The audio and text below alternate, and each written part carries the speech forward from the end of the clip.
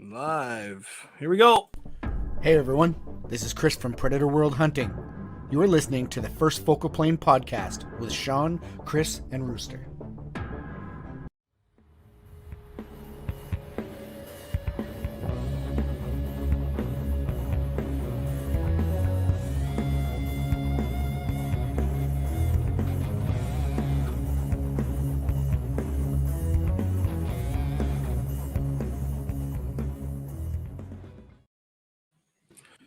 What's up, everybody? Welcome to the First Focal Plane podcast, episode number 60, where the long pokes happen. Want to help the show? Please like our page and leave us a 5-star review whenever you listen to the pod. It'll help the show a lot, and we will read your review on air, good or bad. Like, oh no. Just froze right now. Well, that sucks. This is what it's like when I watch it on Facebook. Oh, is that right? So I don't know if they're slowing you guys down. all right, are we back? Are we live? Yeah. Sorry, my internet's cutting out. It's not you guys. It's me, which is surprising considering you guys are out in the boonies and I'm at home. Well, anyway, where did I get cut off? Very early. All right. Welcome to the First Focal Plane podcast, episode 60, where the long pokes happen. Let's get into it. All right. We got a dog. You want to get into the precision rifle game? Do you hate the stock options that are out there? Here, let me just mute you real quick. There. All right, guys. You hate the stock options that are out there. Why not hit up Shane at EM Precision Rifles to get you a sweet Curtis custom action, an International Barrels tube, and an MDT chassis to spice up your life. They are distributors for MDT, IBI, Curtis Custom, Stiller Actions, Trigger Tech, Macmillan, anything you want, and the great legend Steve Emblin will build it. If you tell Shane we sent you, expect white glove service and nothing but quality. You will not be disappointed. They also have the Halo Mini actions in 22355. I think they're looking at a 300 blackout. That would be sweet. In a JTAC Industries compact class collapsible chassis with a shorty barrel, and it's awesome. So check them out, Facebook, Instagram, and their website emprifles.ca. All right, well, guys, thanks for joining us. Kurt, there's Shane. I'm surprised Shane isn't talking already. Oh no, he was. He's been talking already. Yeah. Are you frozen again? Well, I just muted you. That's all. Anyway. Oh, okay. No, I'm still here. I should be here. Okay. Yeah, you froze. Well, you guys can talk. Tell us about King. You guys are at King of 2 Miles, right? You're up. Yep. Oh, I'm up. Oh, you're always up. Why? You beat me. Well, no, we had the same score. The same terrible score. But I was born first, I guess. You certainly born a lot earlier. It was good. I mean, it was about the same amount of people as last year. I think, correct me if I'm wrong, Actually, but it was a few less. 26 20, or 24. 24. So, we had 26 last year, 24 this year. Again, it was pretty short notice again with all the COVID stuff going on, but it was roughly the same group of people. We had a few extra guys from the podcast show up this year and shoot with us. Good turnout, decent weather first day. This morning was a little bit rough for finals, but overall it was a really good time. Are you muted now, Sean? Oh, great. Where'd John go?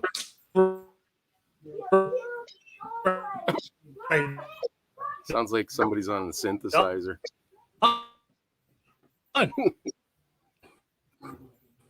Holy crap. I thought Sean just bought a fancy new computer for this.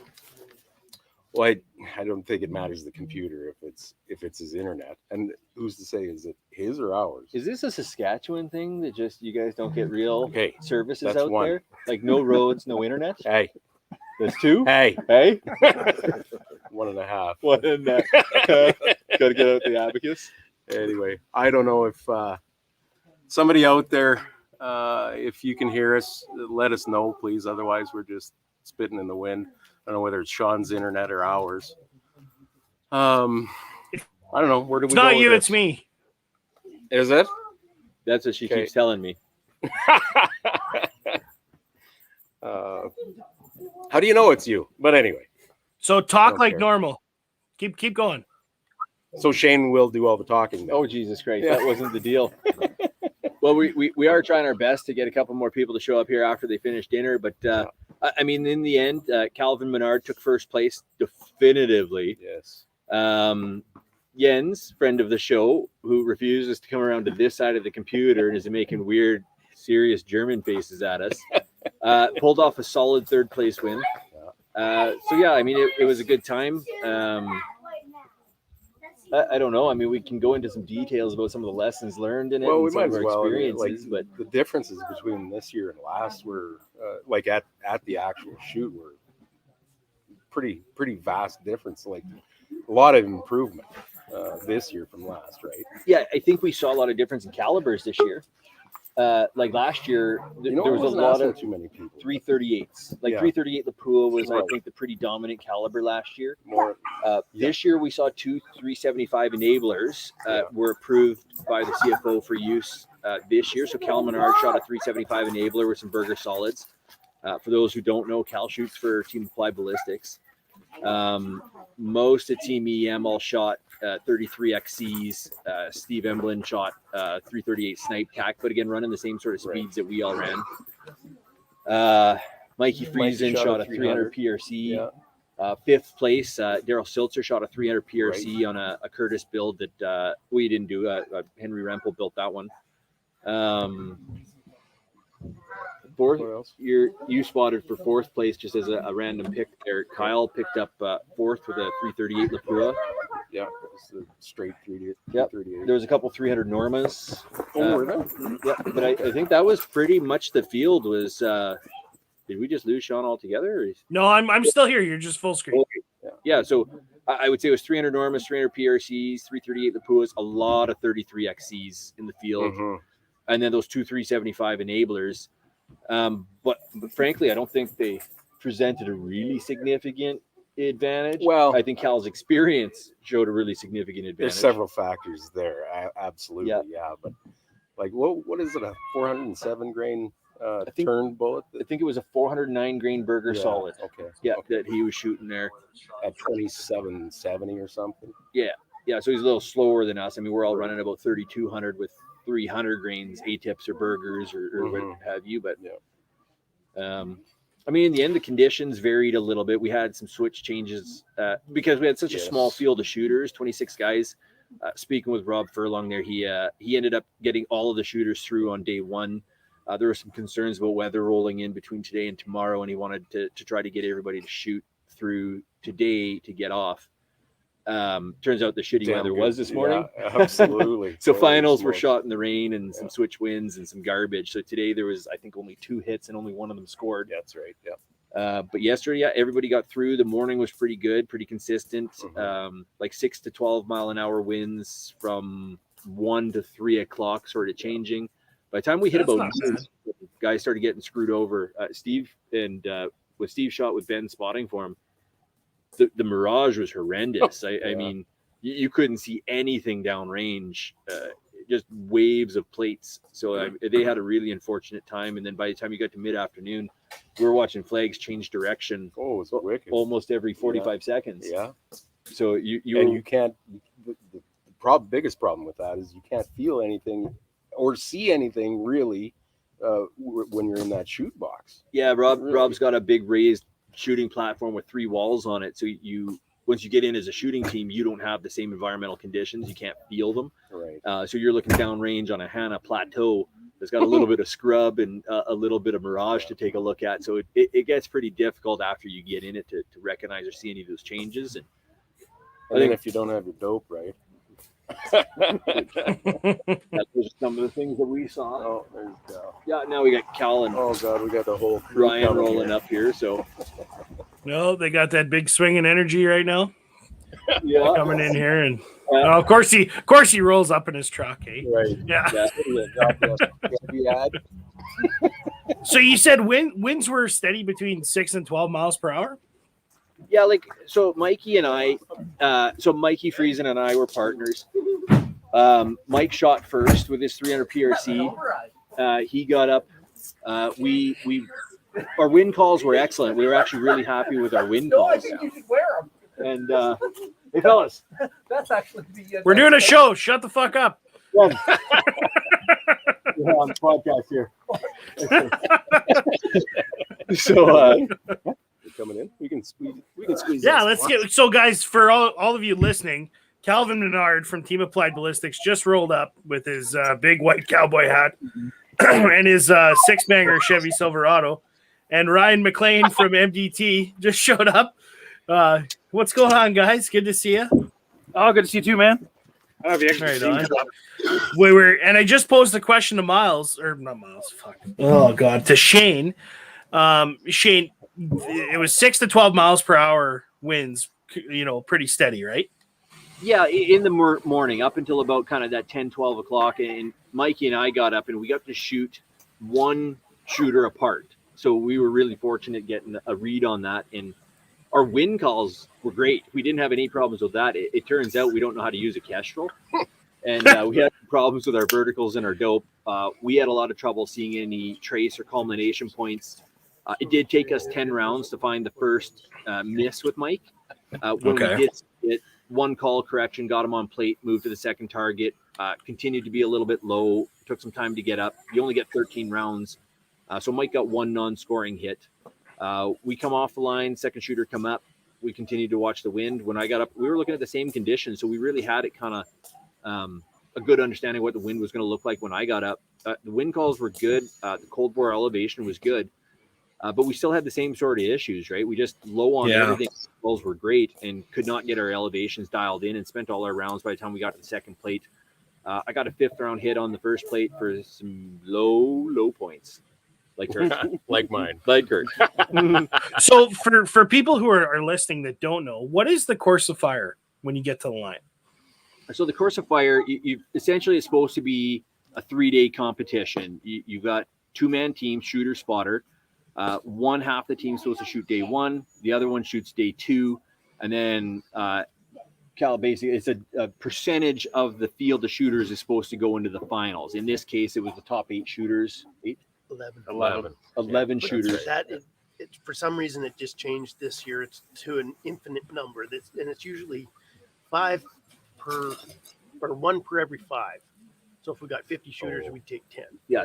So somehow we should and you round up to round down to the lowest number. So essentially, what we had should only been 4. Yeah.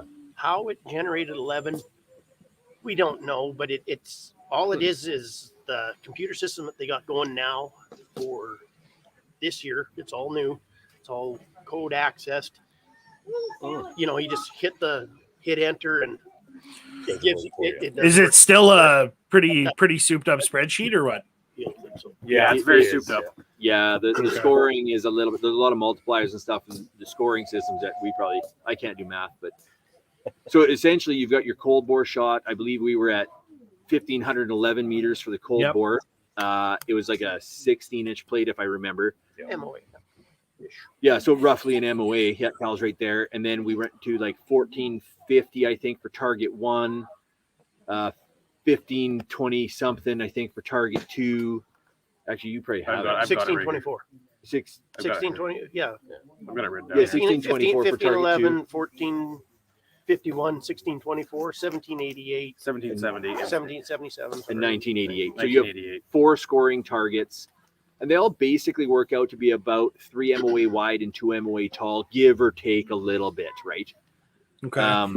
4 scoring targets day 1, and then day 2 you've got another cold bore, and then 4 more scoring targets. And those distances I didn't record because I didn't make it that far.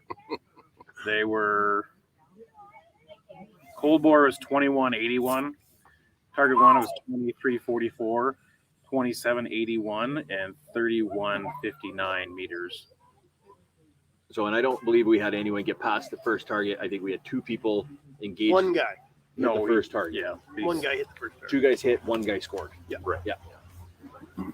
Yeah. So, but today was tough conditions this morning. Well, It was both of us wouldn't get out of our trucks. So last year we saw, when I was there, we saw a lot of guys that would just continually loose rounds and not make adjustments to try and see splash or something. Did you see a difference this year with guys actually making adjustments? And because there was a lot of overlap from competitors this year and last year, right? Yeah, there certainly were quite a few of the same guys. I think most of the field was the same guys. Yep. Okay. And there was a lot of that same activity going on. You could tell there was more thinking going on, I think, than last year. But Okay.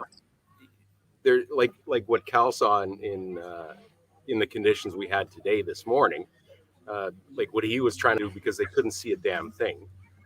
He was essentially trying to dig a trench, trying to hit the same spot. Yeah. So something. And I'm not sure what changed between you and Jens and me, but I was able to see. It had to be 6 or 7 out of the 15 rounds that we. I think 16 that all rounds. like we're talking the difference between shooting lathe turns and shooting swedge bullets. Yeah. Makes a huge difference. Yeah. You know, you're gonna have expansion on the swedges, like we're saying with the lathe turns. They're just driving in there unless you hit a root or a rock the right way so it can bend it up and actually create a plowing effect where it'll actually kick something up.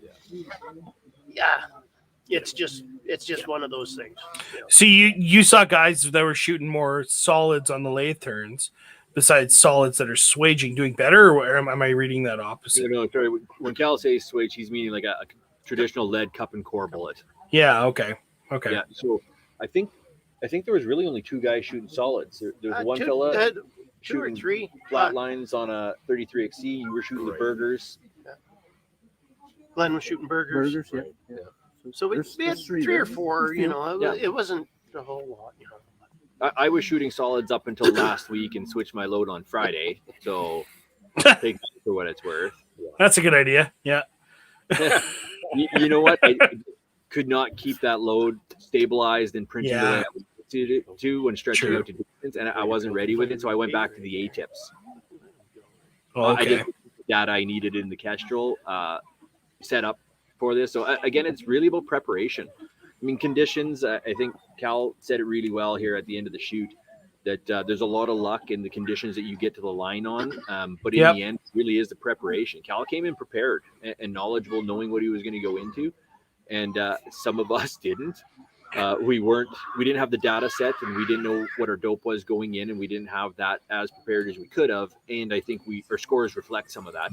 And I mean, those are lessons learned going into next year. I got to say one thing on all of that to what it was. We were all taken out of one of the major things that we need, that we rely on for, that we were based on our training and what we need for ELR shooting or just shooting period. And one thing is to be able to feel the element. And when that skill is taken away, that takes away a lot of stuff. Like it's a lot of people plays into your instinct. Yeah, and you're going based on a condition when you walk in the door. Yeah. So you're taken for what you're walking in the door with. Is that going to hold or not? Yeah. It held for a couple other guys, but not the majority of the group. When you can't feel a switch in there, you feel nothing. You can't get nothing. So when that, on some people, that reading the wind or feeling the wind, that's your biggest weapon. And when that's taken away, now we're all on the same playing field, and it's a guessing game. Yeah, yesterday wasn't so.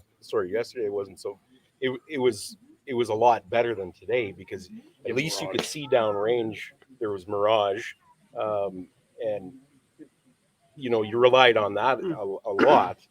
But today no, you couldn't read trace, you couldn't read mirage. But that mirage was pretty hard though to pick up the direction changes on. Well, even It on was, yours, when you especially and when Ken it's were down. going, like when you and Ken were going, I stepped outside and I watched the flag, and that thing just went from 3 o'clock to 6:05, 3:05, back and forth. There was no consistency. That was this morning. Yeah. Yeah, there's no consistency to that at all. So when you can't feel it or be in it, it becomes, well, everybody's playing on the same field of luck, and that's, I don't care who you are. I don't care what your resume is, what you shoot, or how fucking good you think you are. When you take that part away from it, It's like 1 extra cent. you 1 know, cent is and taken most away. people aren't going to understand it unless they either shot in it or you're one of our peers at a certain level that you've been there. If you don't understand it and just say, like people are asked me already, well, it's already hitting the States, and I'm getting messages like you wouldn't believe. What was your farthest impact? It was 1788 meters. Right. That's it. Yeah. And they'll be like, oh, what? I'm like, you don't understand. Yeah. Well, we put you in that situation. And if you want to say, oh, well, that doesn't really, I should come up there and show you guys how Clean it's it up. done. Be my fucking guest. Get your fat ass up there and let's see how fucking great you are. And quite honestly, I play with those guys on their level, and I have no fucking problem. Yeah. When you've got your biggest weapon taken away from you that separates Yeah. you from the everyday person, hey, we all know how to read wind to a certain degree. You know, everybody's got a little bit of different skill level, but we all got a base foundation that we rely on. When that's stripped away from you, that base foundation, we're all fucked. I don't care who you are. And especially, we got no train to read off. You know, No.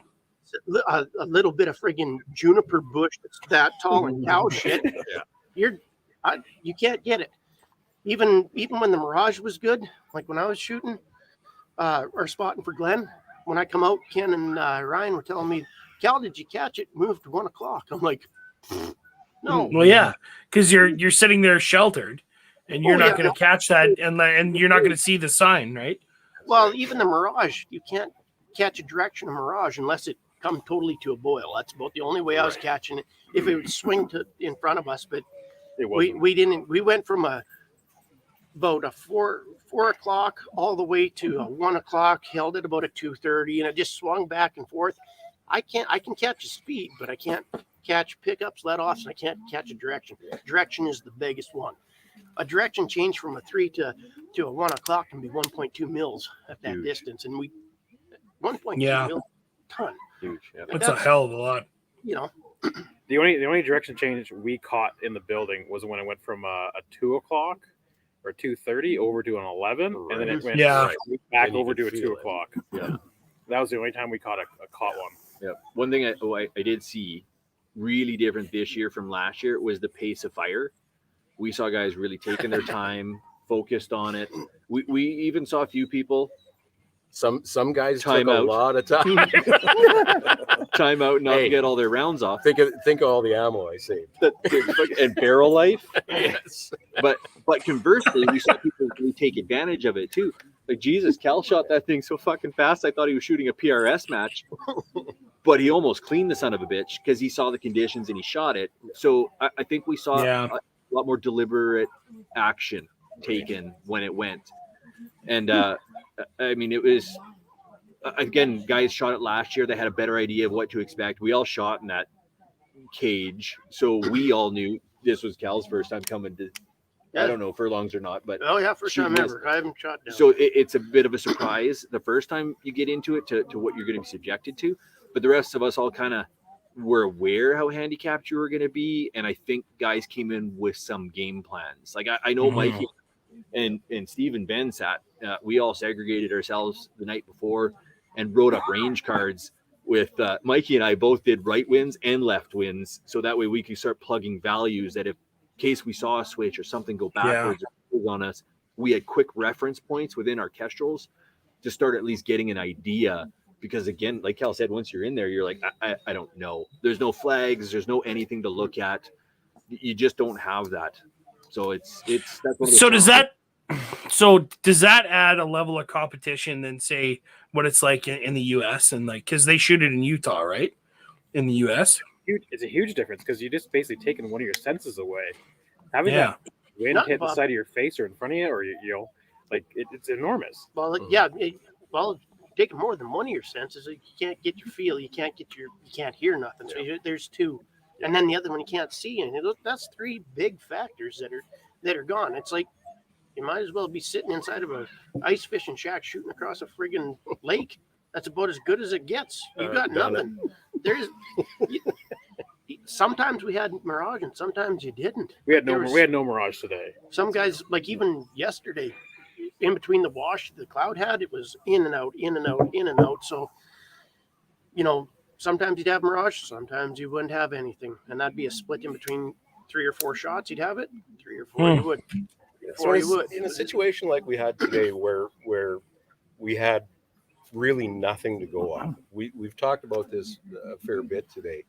What do you think the best plan is then And especially knowing what coming out of day one, where guys' dope was off, were off. What the best plan of action for that? Honestly, I think most people's dope goes on more than what they think. It's just the That report that we're confidence in that. the report that we're getting back from what everybody's seeing. Just the way the terrain is to where the target is. You got to remember the target's sitting probably 3-4 feet off the ground, depending on how they had it set. I'm not really sure, but it's usually 3.5 feet. So everything that you're going to be seeing, you're going to probably be seeing an impact anywhere from 80 to 180 yards farther down. So, or in front even.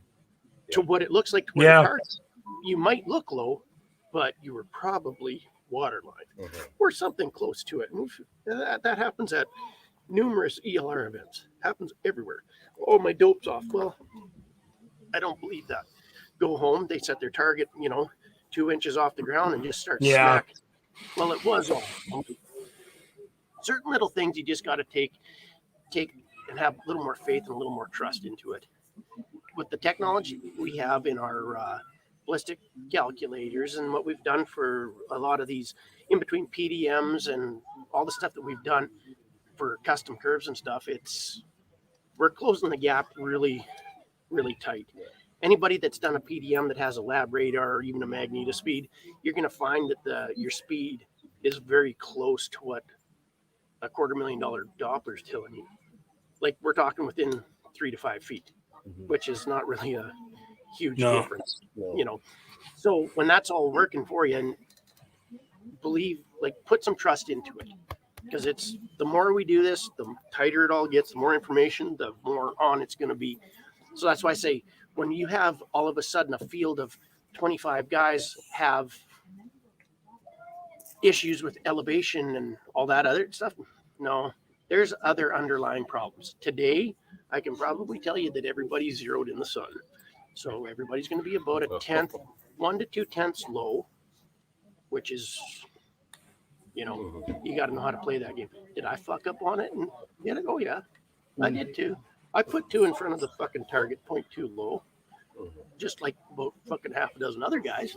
Didn't everybody? But the game plan going into that, not knowing what was going on, we took a reading off the Kestrel, we took the reading off of what the wind flags were doing outside, and Ken and I walked in there. We're like, well, our first shot's our sighter shot. It's not a cold bore; it's a sighter shot. Right. Yeah. And we paid attention as closely as we could to make sure we had an educated guess on what our wind call was going to be. Wind call was good; it was a touch high, but we took that wind call and then moved on to the next target. And we played the wind pretty good, but we just couldn't get on the target. So, and that's all you could do. And like the amount of dirt you saw move was like the size of the bottom of that beer bottle. Right. Yeah. Like literally, that's how much dirt moved. So it was almost you actually had to count in your head the flight time to make sure you paid attention long enough that you saw where it hit. Yeah. Because you had to pay. It was so small. Yeah. So and it almost looked like it was nothing. You're like, is that a bird landing or like was it dirt flying? Yeah. Like it was that small. Yeah. I think everybody had the right plan of attack going in. Go in with what you got, shoot until you try to find something. That's like, what else do you do? Well, how else can you can't game that outside, No. Because I know I was going in at 4:30, 4 o'clock. That was my wind call. That's what we did too. Yeah, with a 4 mile an hour wind, that was 4:30. Yeah, and mine everything come to when I was shooting. It was 3 o'clock and 12 mile an hour. I'm like, oh fuck, we were way off. But yeah, but it sat there and held 4:30 for a half an hour. And of course, when you go, it's just like fucking Murphy's Law. It's gonna fucking change. Just like Glenn was saying, I'm surprised once we got done last shot, the sun didn't break and fucking open up. Yeah.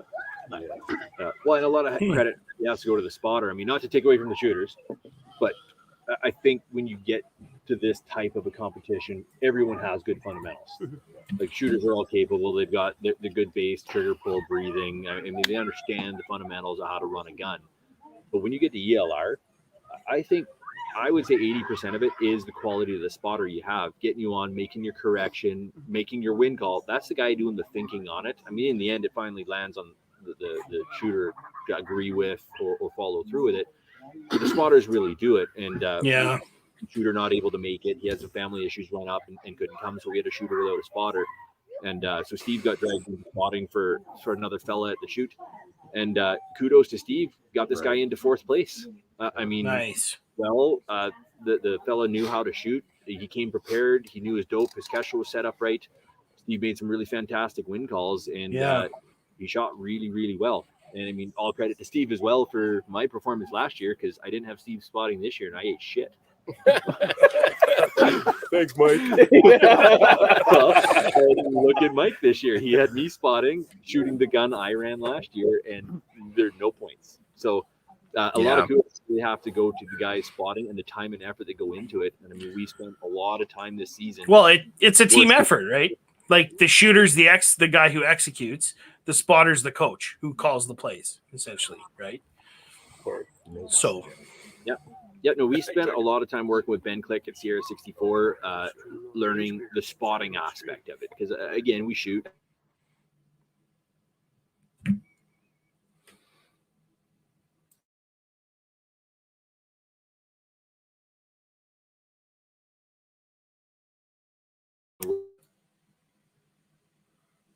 did I lose you guys? Or is it on me? Oh, we might have lost them. I don't think it's me, guys. Okay, well, yeah, a lot of great knowledge sitting there around that fire. I wish I was there. But, you got Ryan McLean from MDT, Modular Driven Technologies. He's on the left. You got Cal Menard, who won King of 2 Miles. He's in the white cowboy hat. And then Kurt and Shane, obviously.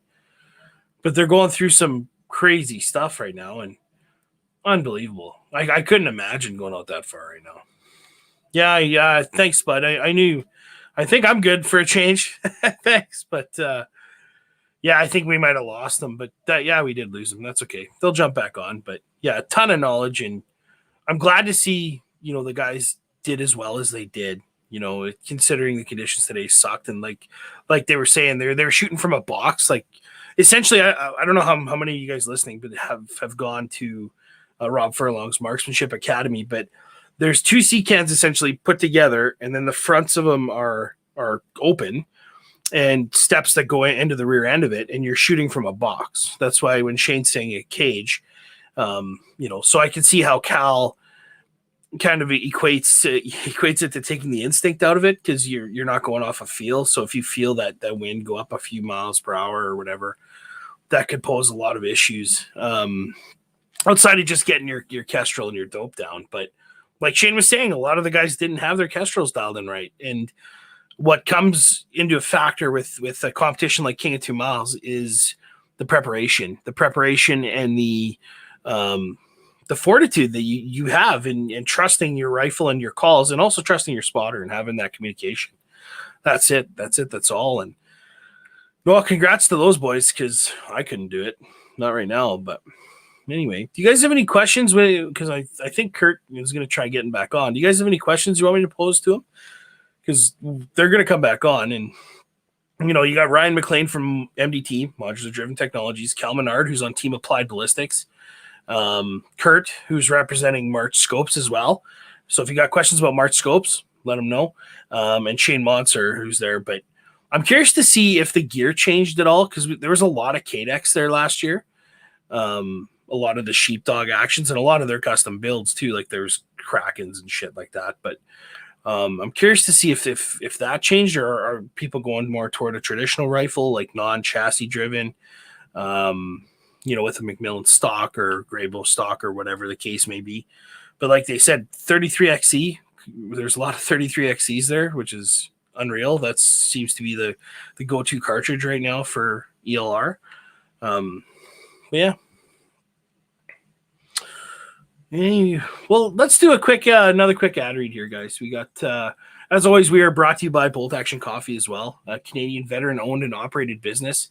The Bolt Action Coffee team is passionate about long-range precision shooting and the pursuit of world's best coffee. All the beans they procure and roast is specialty coffee, which means it makes the top 2% of coffee in the world. in any given harvest. Specialty coffee provides superior flavor to any other standard coffee on the market today and is a truly unique experience. If you like coffee, you will love Bolt Action, a higher caliber coffee experience. Check them out at boltactioncoffee.com or order online. And if you do order online, use code First Focal Plane for 10% off your order.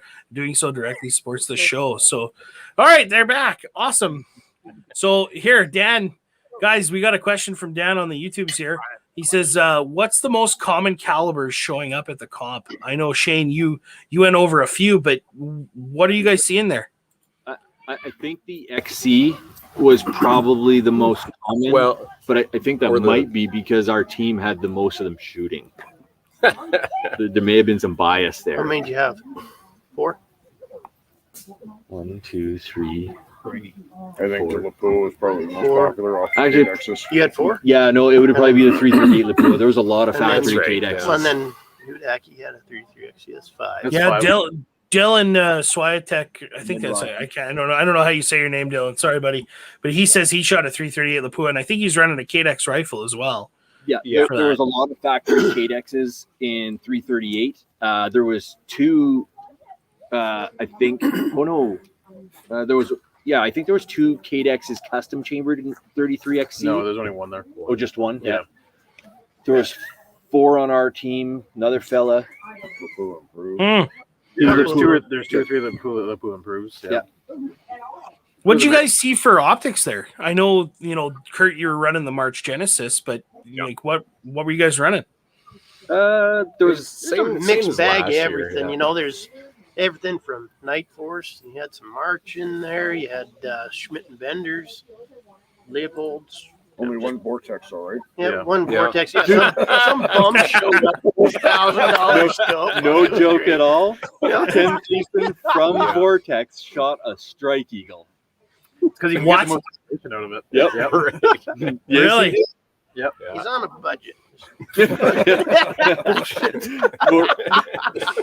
Oh, that's funny. But it was wow. a mixed bag of scopes. Like, there's nothing that really stood out. Like, I think there were a few more Mark 5s out Yeah, a there. lot of Mark 5s, but Yeah. they've got a ton of elevation.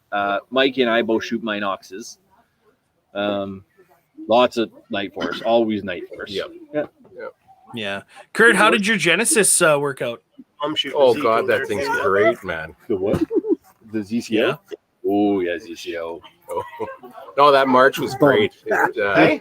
did Hobo. really well. Oh, Even I prefer the the term March hobo. yesterday. It's great. One at a time, guys. Sorry, I can't make out. Zico there is going to ramp this Yep, podcast yep. He's right We had up. almost had a enough- disaster. enough of your shit No, I already. can't say enough about that thing, honestly. It was Yeah. worked fantastic. That reticle's nice and everything. And So did you have to go past the 25 zoom optic, or did you go all the way up to 80, or what? oh no, I kept it kind of low because I was under 20. Well, he only made it to 1,600 meters like me, so Weren't you guys the only two that didn't get to shoot? fuck, we could have shot that with holdover. You the only guys that had points that didn't get to shoot today? Or Yeah, oh shit. yeah. Oh, that's right. They too. literally let everyone but us in to fucking shoot the finals. Oh, I know. It's bullshit. Hey, you know what? We're just going to completely discard the percentage rule. It should only be the top 5, but here, how about we throw in 11, but not 13? And then score to the 5th target. Would take too Fifth long. round. Take Right. too long. It's good. I Yeah. the theory you're under 1,000. It's kind of like rounding up a penny. yeah. Yeah, Fucking- 100%. Yeah. Yeah. Fuck 'em, you're out of here. Yeah, and Kurt only beat me because the alphabetical order of our names. Fucking Kurt. And I'm not going to hear yet. The senior's At all. discount on his entry right. fee. So take it where you can get it, man. Do you want a pink popsicle? I would love a pink popsicle. That's the cutest fucking thing ever. Right Okay, there. I'll try it. Maybe. Oh, Kurt loves pink popsicles. You that ruined guy, the are ya? popsicle? I'm that guy. You broke the popsicle. I broke the popsicle. Yeah. Okay, you can have the bonus half. Did you? Thank you. I got a The things that happen during live recordings, eh? Yeah. He's with Cowboy. Kidding. All right on. All right. Where are we Yeah. at? Time. Well, we're only 40 minutes in, but Oh, we we got got. I think one of the things that I think we branched off here just about before when we lost you there. Spotter importance and lack of spotter recognition. It was something we talked about last night a little bit. You know, we talked about a lot last couple days actually. And I talked about a scotch a lot. you know, Yes. I did. Fucking headache this morning. I get it. But I You didn't know- have to shoot. Yeah. But one of the things that I think in this sport that really goes unrecognized, everybody's highlighting the shooter, and it cannot be that way. Nope. I've played this game long enough that your spotter plays more than his 50% on more of a level than just spotting. Outside of that, me and Glenn were talking about that. I said, even if a lot of the spotting we don't have communication, it's because our communication, we don't have to have it if we're finely tuned. It just works back and forth. I know what you want. The communication is very little. It works out good. Unless we get into a shit storm, then you know it's going to be coming a lot more. But outside of that, that's where you go and bounce your ideas off back and forth. That's where you mentally prepare each other. You know, you got to have somebody there to talk to and, you know, vent, get you into that mental mind state when you go in. You know, if you're not doing that stuff, well, some people don't because they don't know any better. Kind of works reverse for me and Yanzi. He has to calm me down when I'm spotting. That's because Jens is ice cold. I know. The Germans, there's You no don't- feelings you have over no there. All accent, that's what efficiency. it is. Probably something. You know, Are you killing me? Is that the approval face? that's approval. That's love in his eyes. You're in danger. Yeah. So uncomfortable. See, he says approval, you say danger. I guess you'll find out. But most of that, like, they're the guy that's steering the ship, you know. And if you don't think so, Shane said it good there too. We're all at a certain level. Once you get to a certain level of marksmanship, we all know how to run a rifle when you get to a certain level. Yeah. Without, you know, it's steering it in. And I'm not sitting there looking for pickups and let-offs and any of that stuff. My job is just to sit there and focus on what they want and to make sure I've got everything, you know, dialed in. Yeah, pickups and let-offs. I got to adjust my elevation on huge pickups and let-offs. I got to be ready for that. I got to be able to remember. That's very few things I got to remember. You know, your subconscious mind will take over and actually put you into and just do it naturally. But you know, under anxiety, you forget a lot of stuff. Absolutely. And Like that's- keeping track of your round count. Oh yeah, you know, everybody does. Just keep firing away, or you could be like David there and just, oh yeah, hit one on it, and instead of going to the next target to gather points, oh, we'll just stay here and keep firing the fucking long. Like that tells me Everybody can. fall there's a into lack that, though. of communication and understanding between shooter and spotter. Yeah. That's yeah, totally really, unprepared. That's amateur hour in my book. yeah, really capable, experienced shooter with a very learning spotter. And I think it's a great way to take a guy in and mentor him and grow him into it. But you certainly see that imbalance. Everything that was Yeah. going on there today should have been not there today. That should have been when you're at practice. Mhm. Get that out of the road and go in. You know, be able to sit there and recite it instead of sitting there, you know, talking about whatever. Read the rules, run through them all, make sure everybody understands. If you don't understand, ask a whole bunch of people. Like us last year, we didn't fucking understand the rules, and we gave up 2 hits and 2 sets Yeah, of you did. points. Yep. And again, it was both of us not clearly understanding the rules and not Mhm. asking clarification when we did. And I was spotting, so in the end, I was responsible for it, and then gave up probably a significant placing difference for Steve last year. So, like you And- say, Certain little things, like even when I was sitting on the line, I'm running my Kestrel and we got each other's dope back and forth. So I was trying to just run through my target card. Well, I didn't turn the activity of my target B or C or D on. So I was like, how come it's not populating over? I'm like, oh, Glenn, what do you got distance? And I just run it up so we'd be on the same page. Mhm. You know, he's the guy that's, you know, covering your ass in case you forget.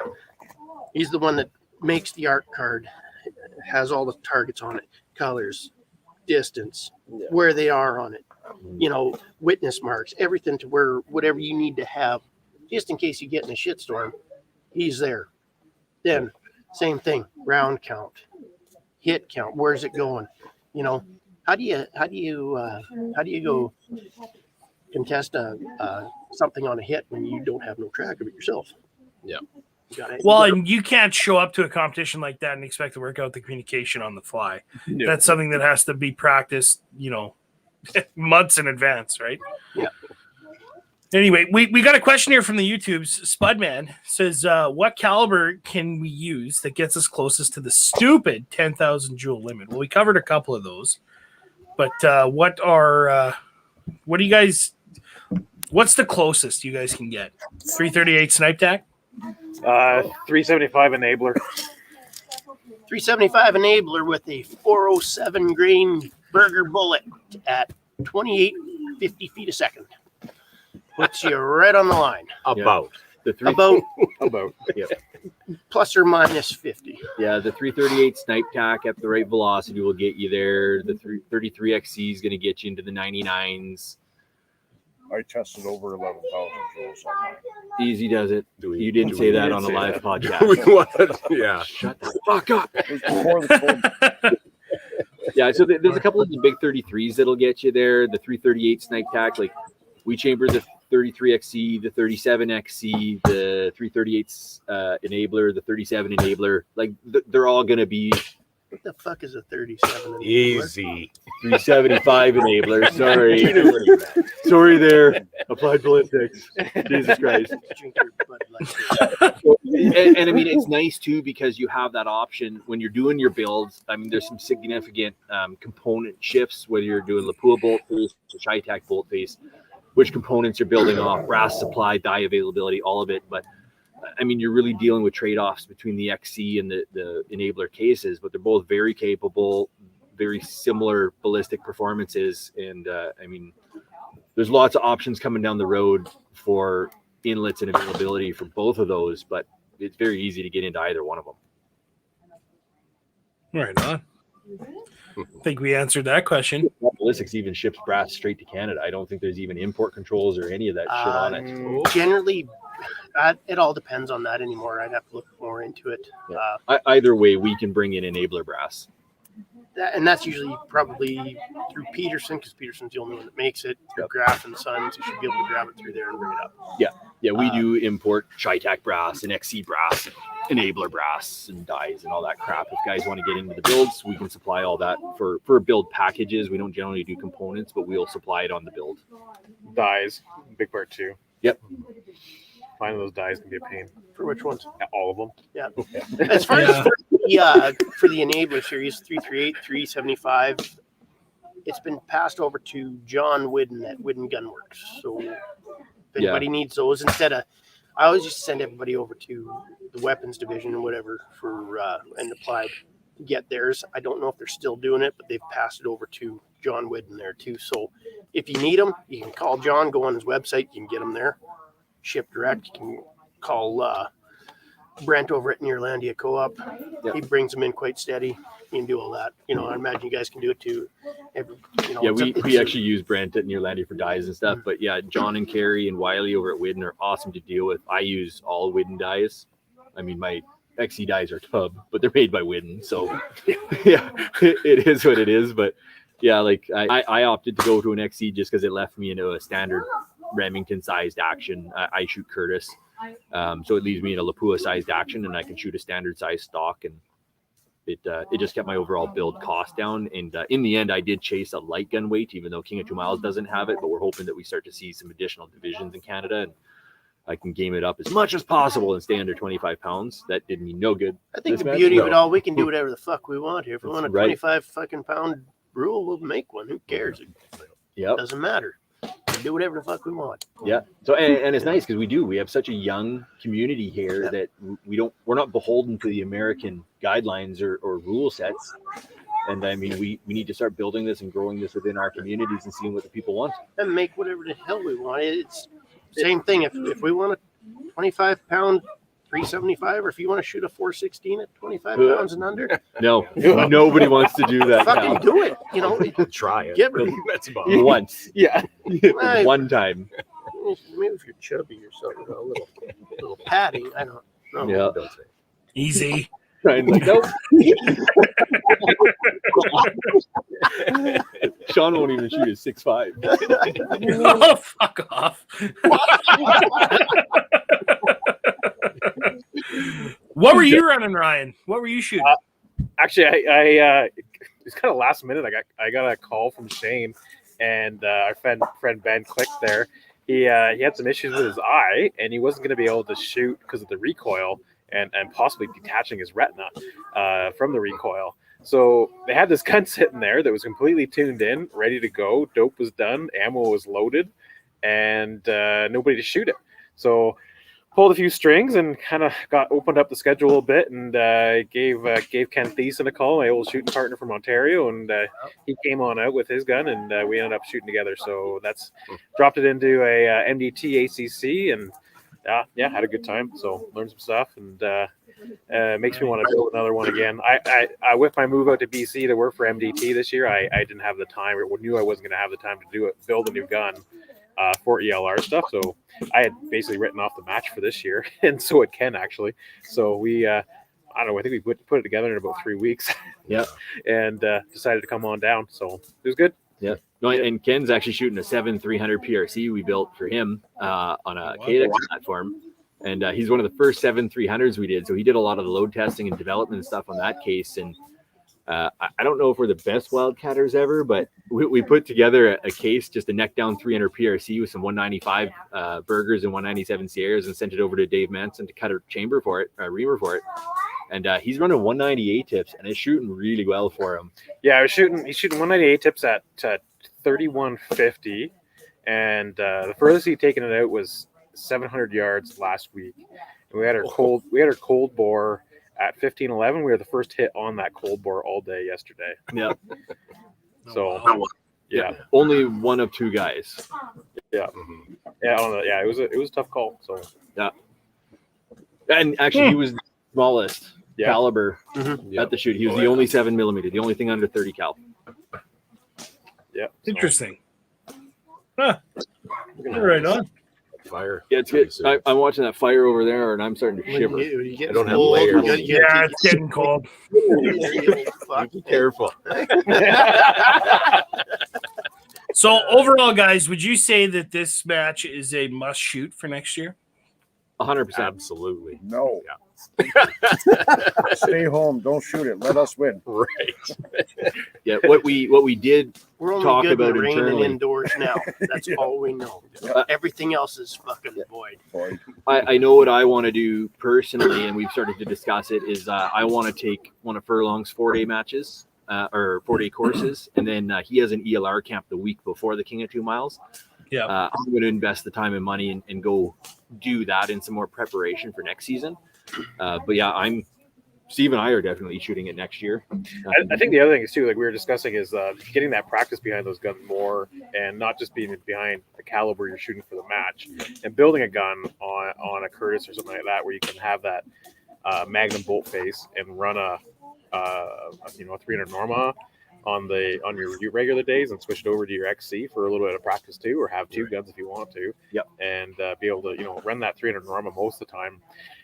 It's great inside of 2500. It's a pile of fun, right? And they're easy to shoot, cheaper to shoot, and just easier on barrels, everything, right? Yep. So you just doubled your trigger time for the same amount of money. Yep.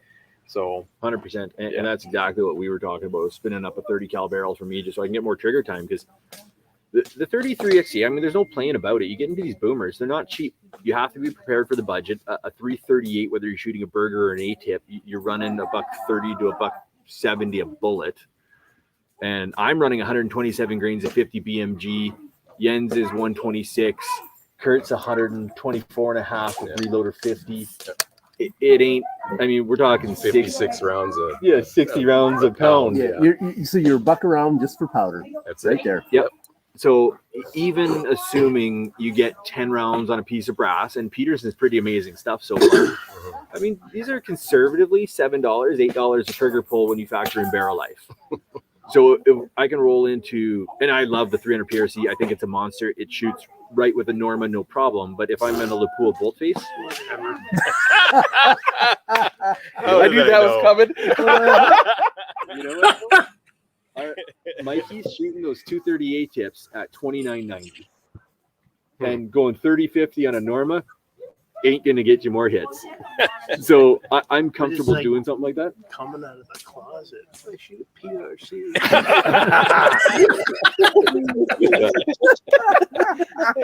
But yeah, no, I'm definitely gonna do something so I can get more trigger time on it.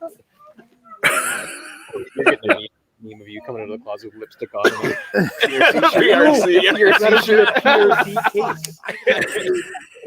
Yeah. Wait till you're done. Yeah.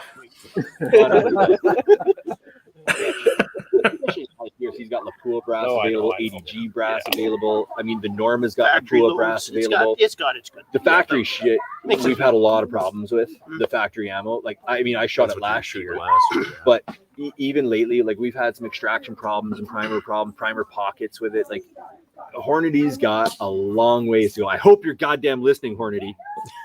They got a long ways to go with their factory ammunition right now. But as soon as you move guys into Lapua and ADG brass, it's a monster. We got another guy's just messaged me. He's running 230 burgers at 3,060 on a 27-inch barrel.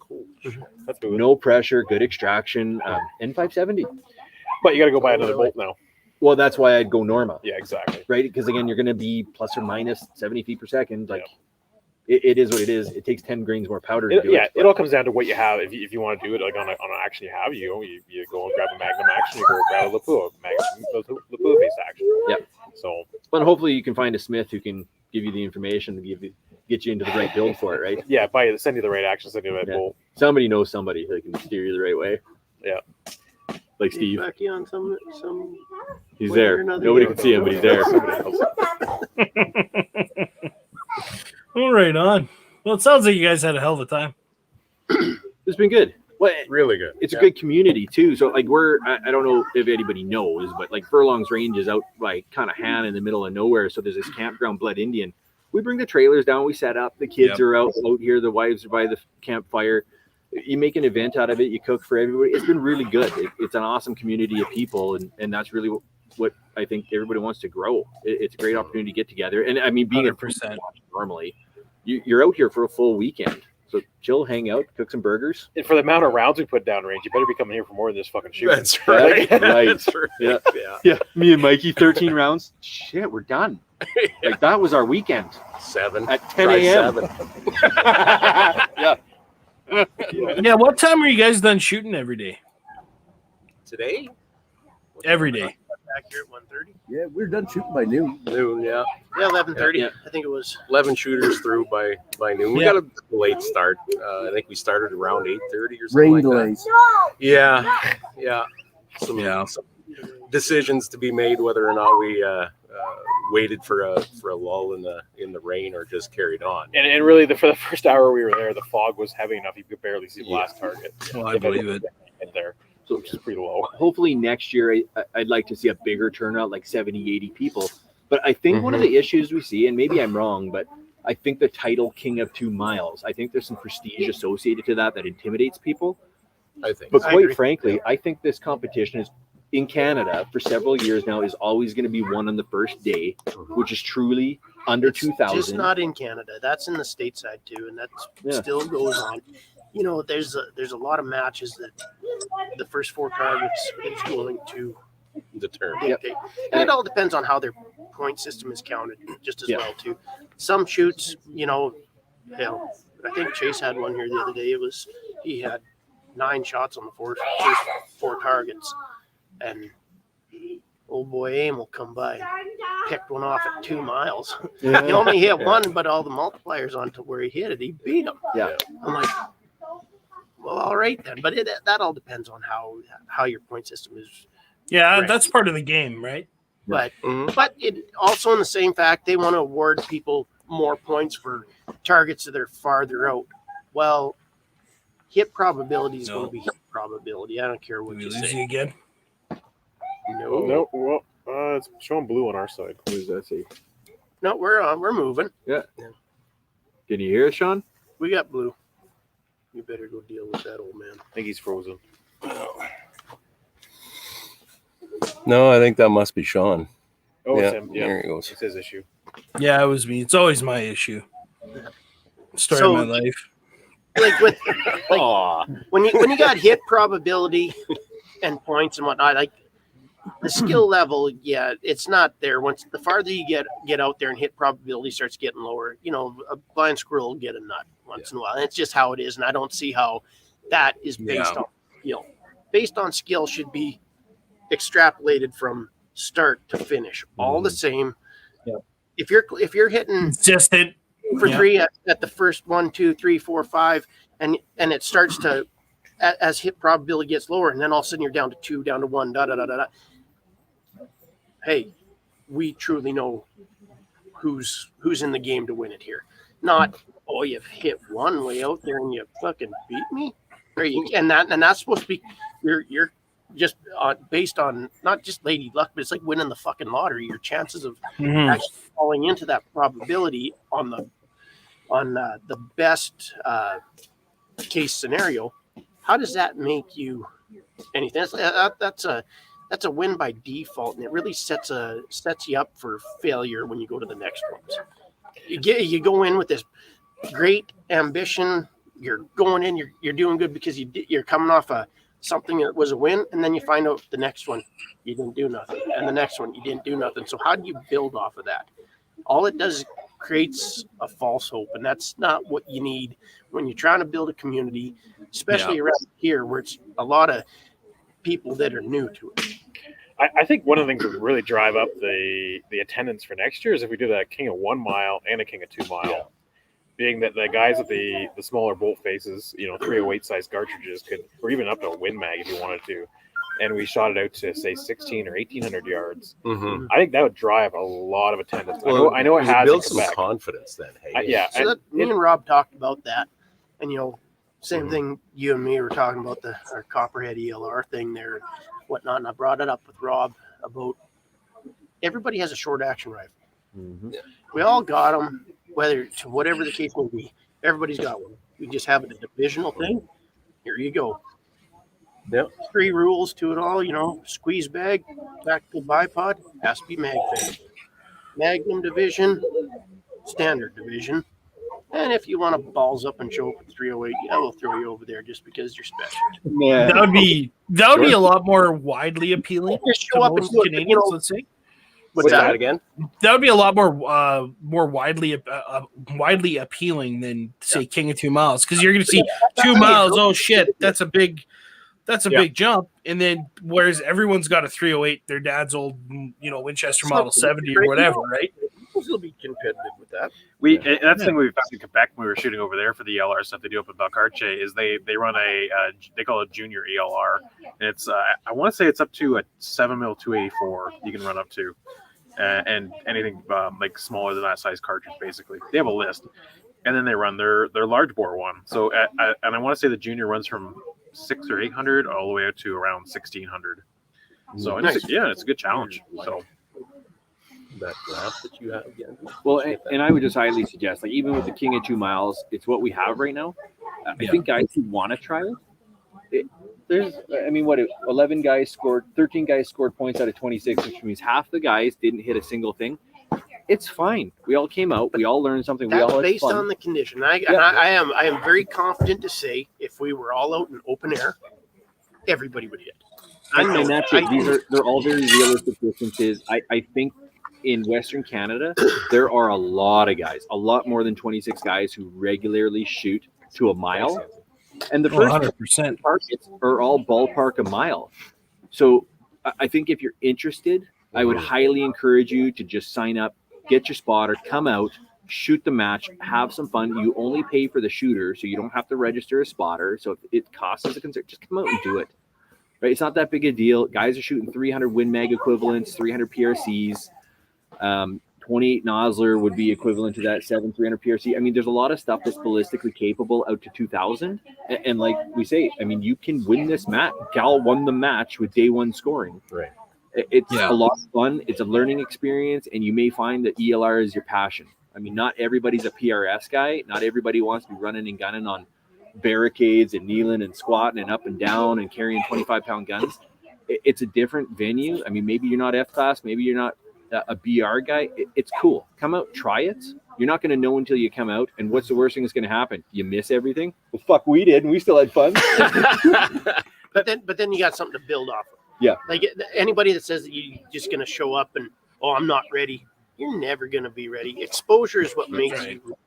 The more times you show up, because it's a perishable skill, and you build off it. The more exposure you have, the more confidence you build, the more everything. You're always, and you're mentally ready. You've got everything tuned. You know what to practice, what to build off of. If you don't show up and get your ass kicked, you're never. If it takes you out of your comfort zone, you have to be taken out of your comfort zone in order to build on anything. Yeah, even that exposure too is the exposure to different disciplines, like running PRS or running ELR, F class, or whatever. Right?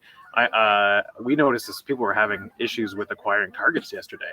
Yep. They couldn't find their next targets. Yeah. And Shane and I, and like any guys that shot PRS stuff, were like Yeah. we knew exactly where they were. Oh yeah. We were on the next target within 5 seconds. You can say it was me, Ryan. I don't care. And got lost. Yeah, and it was like we're sitting outside. We're like, why are they not directions? Why are they not? Why are they not moving on to the next target? Like, why is this rounds not going down range? Like, they got a jam or like what's going on? It was, and and those skills really transfer over. And if you got an F class gun, like that gun Ken's shooting, realistically, he could go shoot F class with that. Well, and that was one thing too with all the F class shooting that Ken does. Yeah. Sitting beside him on spotters for several hours during the day and listening to him and me making a dumb wind call going, I see 7 mile an hour. Him saying, no, it's more like a 4 to 5. Right. Being able to pull from that experience, sit and listen to Cal talk about some of the applied ballistics and the Kestrel setups. I mean, you don't get that everyday experience to learn from guys who are just way more experienced than you. And you're going to pull skill sets from those people and you're going to grow those circles. I mean, these guys I've all met through shooting and growing, and I've learned and grown from this community as I built these relationships throughout our career. The first time I went shooting with Steve, I met him in a 3-gun match, and this is how our love affair started. I told him I want to start shooting longer. Everyone knows that he's my life partner. I had a Savage 308 and said, like, I was shooting 800 at Genesee and having some fun, and I said I wanted to learn how to shoot long range. And he laughed and he said, yeah, sure, I'll take you out. He took me out to a lease road and we shot 1,372 meters. And 308, like, I no idea. It took me 40 rounds. It wasn't impressive, but that was it. I was on. I sold that gun. I built my first custom 284. I didn't build it. It was before we were doing stuff. We actually sold that gun to start a company. But that was the start of all of it. And if you don't get out, and that was me getting out to a 3-gun event. And I just watched the event. I didn't shoot. Got out. I met a guy who was organizing it and planning it and talking to him about the things I was passionate about. And he took me under his wing and mentored me. And now he's fucking stuck with me. So latch on to someone and don't let go. Like a leech. Kind of clingy. Fucking parasite. The better looking parasite. The thing is, you always want to shoot with the best shooters you can, and those are the guys that are going to transfer that knowledge onto you, even if it's by osmosis, right? Mm-hmm. You just learn by, like you said, standing there. Ken and I, we stand beside each other calling win, and we will both call the win, and then if he thinks it's more, I think it's more, but we usually come to the same decision on what it is, and then we test each other to see if we caught those pickups or those drop-offs, and it just builds your knowledge substantially and understands what's going on. And That's what me and Glenn do. We do the same thing. Yeah, exactly. Same basement. Yeah, and it works well, and you that knowledge and that communication you build between those shooters and the team members, it's fantastic. So it's definitely a perishable for skill. sure. If you don't use it, you'll definitely lose it. Yeah, Jens and I have more of a silent understanding. We just watch the change and go, well, he's silent. I think that's various methods of grunting to each other. That's right. About understanding. It's that connection. Yeah, it was weird that he was laying on top of you while spotting, but hey, see that. Furlong sent me the picture. Well, I'm going to throw a bit of a change of pace at you guys here. I was like, why am I sitting beside you? Well, So what will happen, guys? What will happen? Let's get back on track. What will happen if September 20th comes along? Knock on wood, Trudeau gets out of office. Oh, and for some miracle in the next coming weeks, the OIC goes away. 10,000 joule rule goes away. How will that change ELR in King of 2 Mountain? Nothing. My loads will get faster. Yeah. I honestly won't change anything. I think you'll see everybody with these 375 shy tacks come back out of the closet and whatever. That's about it. Some of these 50s, but most people in the ELR world ain't going to show up with a 50. They get skull drugged so fucking bad. Plus, most people that own them are oil field superstars. You just got to say, I own a 50, and they can't do fuck all with it. But it's just the fucking prestige of having one. Like, But I think jacked off truck in a 50 cal. Yeah, most guys that are even considering this, you'll get a few of the 375s popping up again, new builds and that. But you look at something like the bigger 33s that are really prevalent right now in this game. I think it's going to continue that way until something shinier comes out, right? So Canada has a really distinct challenge, and it's import controls and costs. So in Canada, Steve has shot a 408 shy tack, a 375 snipe tack, and a 338 snipe tack. And other than the fact that he makes me speak for him constantly, we did a cost analysis when we decided to plan for this year, because I shot a 300 PRC last year. So when we were picking out calibers, we've got both reamers. We looked at it, and buying 375 projectiles in Canada, if you're not Calvin Menard working Berger and Applied Ballistics, it's tough. I mean, there's some really fantastic projectiles available for the 375, but in Canada, shit across the border like everybody else. the solids are really, really, really expensive in the 375. At $4 a round, that doubles your cost. When I was shooting a 375 shy tack, I figured it was around $11 or $12 a round. Yep. So today, But if you're only going to fire 13 $150 rounds a year in competition, what's the big deal? You can spend $5 a round, right? That's right. So I'm okay with that cost. So there's a couple of things that you want to take into consideration. And obviously, if you can't afford to shoot to practice, you can't afford to get better. So we looked at it, and one was barrel life. The 338s are going to burn your barrel out faster. They're going to recoil less, which from a fundamental standpoint, you're probably going to shoot it a little bit better unless you're really the top level elite fundamentalist. But then when you start to get to the cost of it, we actually projected out barrel life, projectiles, powder, the whole thing. And what we found, even factoring in the cost of labor, using our shop labor, we could put on 2.7 338 barrels for every one 375 barrel that we would shoot out. And we opted to both stay with 338s. And from the ballistic standpoint, Cal kicked the shit out of us, but the ballistic advantage was in there versus the skill set advantage. So especially, again, under 2,500 meters is really winning these matches. You don't really see the 375s or the 416s really killing you until you get beyond those distances.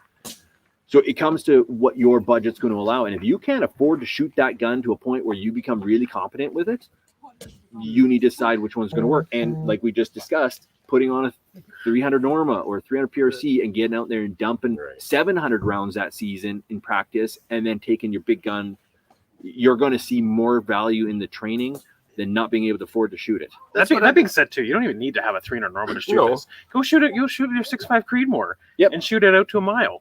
Like 100%. It's still the same Given fundamentals the apply. right day, don't get me wrong. Like my practice range that I have is extremely tough. But on a given day, like with my 6.5 SST, I would have done really well with it, provided you can see What's going on? what's going on. Yep. If you can't see what's going on, that's where the bigger calibers take over. You move a little bit of turf, usually helps, right? But as far as like from a 2 mile standpoint, the same wind call for a 375 enabler or shy tack at 2 miles, it's the same for a 230 Berger on a 300 Norma at 2,700. It's a 500 meter difference. Same. Yep. You still got to pick up the same stuff. You're still paying attention to the finer details and all. On my 375 enabler, I've got it pretty well tuned to the point where I know where it's at. I fire formed my 150 brass. It's good. It's seasoned. Onto the second to third firing now. Things are good, but I still shoot a lot of 300 Norma. shoot it all the time. Before I come here, I put the scope on, zeroed it, just burned some rounds. I just shot 13 rounds, parked it just to verify, make sure I had a split between my two second and third fired rounds, just to make sure my speeds were on. Other than that, I come out here, got a 0 on 3 shots. We shot 5. I think what the hell, 21 rounds. Parked it, and then whatever I did here. Yep. So now I've got, between 50 and 70 rounds per match, depending on how the match is. Based on barrel life, you should be able to get matches. Shoot your 300 Normas, your PRCs, even your 6.5s, whatever it takes. I don't care. Even on a short action deal, if you're shooting your 6.5s or your 308s, I shoot a lot of 308 in the spring because you have to be. It's not going to give you anything. You're either on it or you're off it. So that makes you pay attention to the smallest detail, and the smallest detail is what's going to put you in the winner's circle. When you can start correlating that not only on the short ranges, but then extrapolating it as you move to your 300 Normas or your 6.5s or even to your 33s, and you keep going out, you're paying attention to what matters. And if you're not training yourself to pick up to what matters, I don't care how big a fucking caliber you have, it ain't going to make a difference. So that's where the value of the your short action ELR stuff and just your 300 Normas and PRCs and all that other stuff, that's where the cost effective comes into play, especially right now with the availability of powder, and especially powder on big bore. Fuck, you cannot find that anywhere. No, 100%. If it says 50, you buy it. Yeah. Who wants to spend? All of it. Yeah. Who wants to spend that kind of money, like $15 a shot or anything like that? Like once you start factoring in barrel life and all that other stuff, at the end of the day, man, do it the cheapest you can. The industry run into the ground right now for just about everything. So maximize on everything you do. Even the students that I have and guys I shoot with, I line them up and I'm like, we don't need everybody to shoot. We're going to be calling wind on every shot that leaves a barrel here. Everybody it's a man's honor system. Don't bullshit it. Tell it what it is so we can fix it or say you're good. Just because how do you maximize on it? You gotta cut costs right now. When we can do that, perfect. We're gonna build people. And that time behind a spotting scope too is invaluable. Absolutely. That's where all the learning's done. Yeah, the knowledge you gain from that, and having somebody that can pull that trigger for you, where you tell them to pull that trigger, and understanding where that bullet went or didn't go, is a huge advantage. I know when we've ran some courses too, it's just the guy behind the spotting scope is the one that's doing the learning. The guy behind the trigger is just pulling the trigger. He's the monkey. Yeah. And as long as that guy pulling the trigger is putting it where you tell him to do it, you're going to figure stuff out pretty quick. Understand what's going on with that wind, and make those corrections make the correct corrections and go from there. So it's the correct corrections. Yeah, correct corrections. You got it. That was a big focus. That's a big deal because people can go the other way. Yeah. How many times have you seen? Yeah. Oh yeah, give me 0.3 left, and it's fucking way the fuck off in right field. and that totally missed it. No, yeah. Your other left, dude. Yeah, and that experience behind the spotter, you catch that. You know that right. Like, did you go the right way? Right. Yeah. Like that's the type of thing you can really pick up on really fast. So interesting. This is also the spotter's job. Yeah. Feed the guy beer. That's the communication. Keep them well fed. What's that? The least amount of words. Just wondering if there's any more questions that. We had one come in from Spudman again. Anyone using the old 338, 378 Weatherby in ELR? Oh, no. Fuck Weatherby. That thing's dead. That's not a precision round. No. There you go, Spud. That's your answer. That's so 1985. Just kind of keep it there. It did well in 1985. Though. When we didn't have dial scopes and we're all it did for blowing out the fucking shoulder of a oh yeah, there's lighting deer at night and shit like that. That's pretty good, right? Any more questions? Let's just keep it where No, that's it. There goes our potential Weatherby sponsorship. I don't think they. No, it sounds like you guys had a great time. We'll just let him know you'll never shoot it. Yeah, that's right. No, it sounds like you guys had a great time. I wish I could have made it, but shit happens, right? But right on. Well, thanks, guys. Appreciate it. Do you guys have anything else to add? Ryan, where can people find you? It's kind of hard to find me. I'm not doing any sales or anything at MDT, but you can reach out to me at MDT anytime or find me on Facebook or Instagram, whatever. If you got any questions about MDT stuff. My main job there is project management and testing and evaluation stuff. So tough gig. I know. Yeah, that's tough, eh? Yeah, it is. Yeah. I can't complain about my job. That's No for sure. kidding. You get booed up for that shit, you know that, right? Yeah, There's people that actually hate their job. Yeah, I I know. know. Yeah, we call it a job. You just call it. Oh, I call it- did my internet go out again? No, I think you're good. Or are you? Oh, there he is. There he Frozen. is. So, Yeah, can hardly It's see. like a perfect He's a headshot. fucking floating I know. cowboy hat here. We're kind of okay with that. Yeah. That looks like his prison mugshot. There he is. You're back again. I know. Sorry, guys. Well, Cal, where can everybody find you? Oh, geez. Probably the best place. You just find me on Facebook. Simply, I'm not a big person to put anything on there other than my shooting stuff, and that's the only place I keep up with my shooting friends and stuff throughout the world. So There you go. you can hit me up there if you need to message. You can message me on Messenger. That kind of stuff. That's probably the best place. Even if I can't be found there, you can get a hold of any one of these guys. Yep. You can find me too. So. Yep. And we know where to get Shane and Steve at the Imprecision and Kurt. And we also got the silent partners there. Doug from March Scopes. He's there. He's sitting there. Over there. Yeah. Make sure you guys go check out the offering from March Scopes. Cheers, nitroglycerin with Kurt here. Quite. Okay. That engine degreaser, yeah. Actually, we're happy to announce that we're going to be able to start packaging March scopes with some of our builds here. So if guys are interested, feel free to let us know and we'll be able to start putting those together. Doug was happy to work with us, so we'll be able to start putting some ultra high-end optics on some of our rifles. Nice. We'll add Right that at some point. They've taken a pretty big jump here too. Like even in the F-class world, a lot of guys are migrating over to the March versus a lot of other scopes. So don't be afraid to take a look at them. They got a good. The Japanese glass is fantastic. Yep. That one, Doug. What's the one we were looking through there? Genesis. The other one. Oh, The High Master. 5 by 42 by 56. Yeah, 5-42 by 56, and that thing is it's the real deal. It's really nice. It's tier 1 glass. It's a tier 1 optic. It's right up there with all the best of them out there. The Night Forces or the Leopards are, right in that good range there. It gives you another option. They've been around for quite a few years.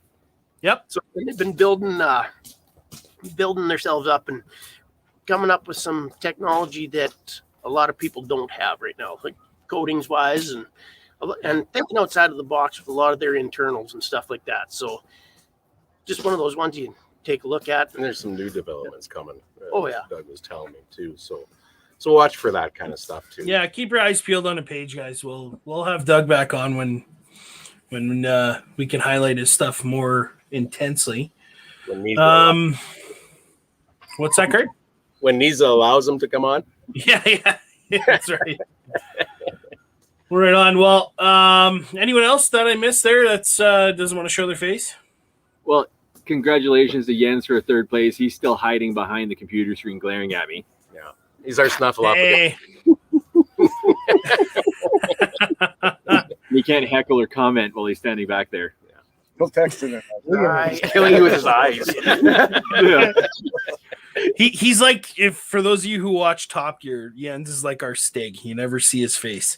That's essentially it. So Yeah. cool. Right on. Well, guys, if you haven't already, please head to your local polling station to vote in the advanced polls.